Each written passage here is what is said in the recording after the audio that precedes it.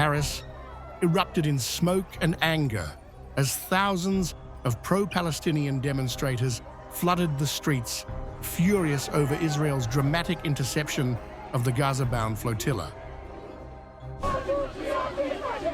What began as a march of chants and flags turned chaotic, with protesters defying police lines, forcing riot officers to respond with tear gas and arrests.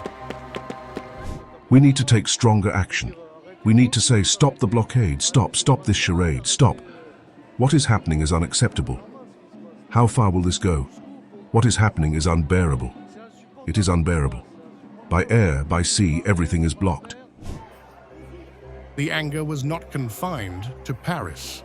From London to Rome, Lisbon to Berlin, European capitals ignited in fury, triggered by Israel's blockade of the Global Sumud Flotilla, carrying activists and aid for Gaza. Normally, it is up to the government, to the international community, to act. It is shameful. It is shameful.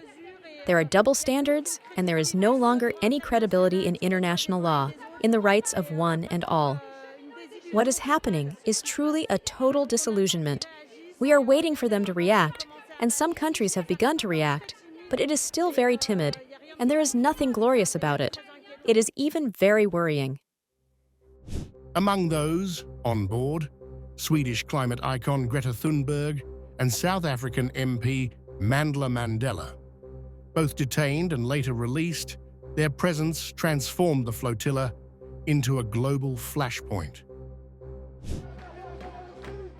In Paris, protesters carried blood-smeared dolls, accusing Israel of war crimes and lashing out at President Macron's government for what they called complicity through silence.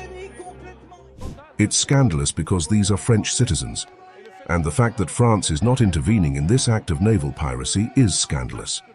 France, on the one hand, symbolically recognizes the Palestinian state, but it takes no action to sanction the genocidal state of Israel. What it has done in Gaza, what it is doing to the Palestinian people, is a crime against humanity. And France is complicit in this act of piracy, this act of genocide, this colonial act, and we condemn this attitude of the French state. The rage was sharpened by Israel's Prime Minister, Benjamin Netanyahu, vowing Gaza would never be surrendered, even as Hamas floated talks on hostages and ceasefire.